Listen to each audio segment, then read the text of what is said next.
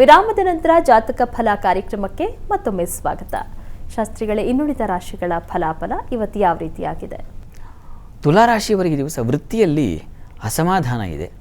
ಕೆಲಸ ಕಾರ್ಯ ಆಗಲ್ಲ ಅಂತಲ್ಲ, ಅದೇ ಅಸಮಾಧಾನದಿಂದ ಆಗುತ್ತೆ. ನಿಮಗೆ ಇಷ್ಟ ಇಲ್ಲದೆ ಕೆಲಸ ಆಗ್ತಕ್ಕಂಥ ಸಾಧ್ಯತೆ ಸೂಚಿಸ್ತಾ ಇದೆ. ತಾಯಿ ಮಕ್ಕಳಲ್ಲಿ ಸ್ವಲ್ಪ ಭಿನ್ನಾಭಿಪ್ರಾಯ ಬರ್ತಕ್ಕಂಥ ಲಕ್ಷಣ ಇದೆ ದಿವಸ. ಸ್ತ್ರೀಯರಿಗೆ ಪ್ರಯಾಣದಲ್ಲಿ ತೊಂದರೆ ಸೂಚಿಸ್ತಾ ಇದೆ. ನೀರಿನ ಉತ್ಪನ್ನ ಅವುಗಳಲ್ಲಿ ಕೆಲಸ ಮಾಡ್ತಕ್ಕಂಥವ್ರಿಗೆ ಸ್ವಲ್ಪ ಬಾಧೆಗಳನ್ನು ಸೂಚಿಸ್ತಾ ಇದೆ. ಜಲಚರ ಪ್ರಾಣಿಗಳಿಂದ ತೊಂದರೆಗಳು ಅನ್ನೋದನ್ನು ಸೂಚಿಸ್ತಾ ಹುಷಾರಾಗಿರಬೇಕು. ದಿವಸ ನೀರಿನ ಸಮೀಪದಲ್ಲಿರೋರು ಬಹಳ ಹುಷಾರಾಗಿರಬೇಕು. ಈ ದಿವಸ ಸಹೋದರರಲ್ಲಿ ಸ್ವಲ್ಪ ಸಣ್ಣ ಪುಟ್ಟ ವ್ಯತ್ಯಾಸಗಳು ಸೂಚಿಸ್ತಾ ಇದೆ. ಅಂದರೆ ಭಿನ್ನಾಭಿಪ್ರಾಯ ಬರುವ ಸಾಧ್ಯತೆ ಕೂಡ ಇದೆ. ಈ ದಿವಸ ದುರ್ಗಾ ಪ್ರಾರ್ಥನೆ, ಜಲದುರ್ಗೆ ಆರಾಧನೆ ಬಹಳ ಒಳ್ಳೆಯದು. ಇನ್ನು ವೃಶ್ಚಿಕ ರಾಶಿ. ವೃಶ್ಚಿಕ ರಾಶಿಯವರಿಗೆ ದಿವಸ ದಾಂಪತ್ಯದಲ್ಲಿ ಸಹಕಾರ ಚೆನ್ನಾಗಿರ್ತದೆ. ವ್ಯಾಪಾರಿಗಳಿಗೂ ಅನುಕೂಲ ಚೆನ್ನಾಗಿದೆ. ದಿವಸ ವೃತ್ತಿಯಲ್ಲೂ ಹೆಚ್ಚಿನ ಸೌಖ್ಯತೆಯನ್ನು, ಸಮಾಧಾನವನ್ನು ಕಾಣಲಿಕ್ಕೆ ಅವಕಾಶ ಇದೆ. ಸ್ವಲ್ಪ ಥ್ರೋಟ್ ಇನ್ಫೆಕ್ಷನ್ ಮತ್ತು ಕಿವಿ ಸಂಬಂಧಿ, ಗಂಟಲು ಹಾಗೂ ಕಿವಿ ಸಂಬಂಧಿ ಕೊರಳಿನ ಬಾಧೆ ಸೂಚಿಸ್ತಾ ಇದೆ. ಸ್ವಲ್ಪ ಹುಷಾರಾಗಿರಿ. ಸುಬ್ರಹ್ಮಣ್ಯ ಕವಚ ಕೇಳಿಸ್ಕೊಂಡ್ರೆ ಬಹಳ ಒಳ್ಳೆಯದು.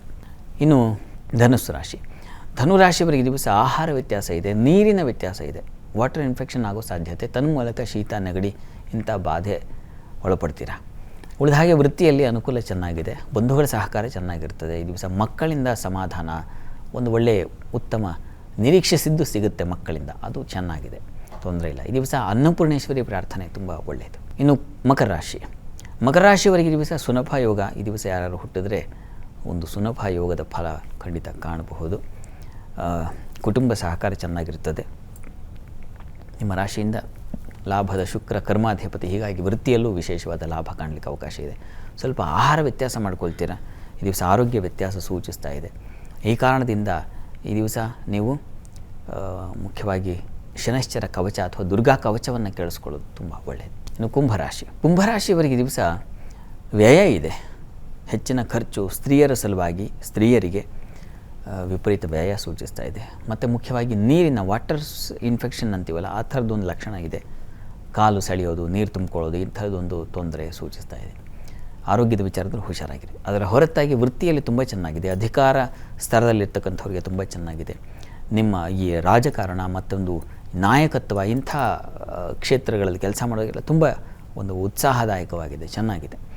ಪ್ರಾರ್ಥನೆಗೆ ದಿವಸ ಶನೈಶ್ಚರ ಕವಚವನ್ನೇ ಕೇಳಿಸ್ಕೊಳ್ಳಿ, ಹೇಳ್ಕೊಳ್ಳಿ, ಒಳ್ಳೆಯದು. ಇನ್ನು ಮೀನರಾಶಿ. ಮೀನರಾಶಿಯವರಿಗೆ ದಿವಸ ಲಾಭದಾಯಕವಾಗಿದೆ.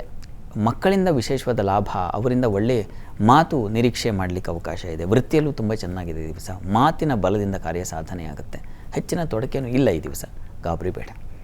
ಪ್ರಾರ್ಥನೆಗೆ ದಿವಸ ಗುರುಸ್ಮರಣೆ ಮಾಡಿ, ಶನೈಶ್ಚರ ಸನ್ನಿಧಾನಕ್ಕೆ ಹೋಗಿ ಬನ್ನಿ, ಅನುಕೂಲ ಆಗುತ್ತೆ.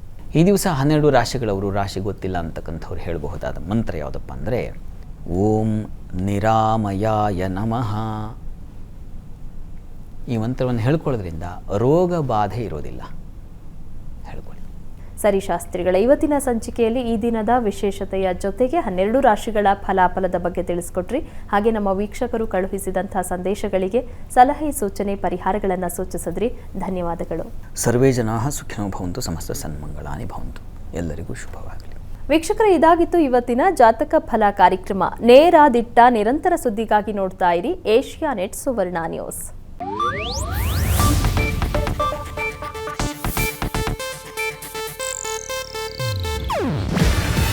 ಇದು ಏಷ್ಯಾನೆಟ್ ನ್ಯೂಸ್ ನೆಟ್ವರ್ಕ್ ಪ್ರಸ್ತುತಿ. ನೀವು ನೋಡ್ತಿದ್ದೀರಾ ಏಷ್ಯಾನೆಟ್ ಸುವರ್ಣ ನ್ಯೂಸ್.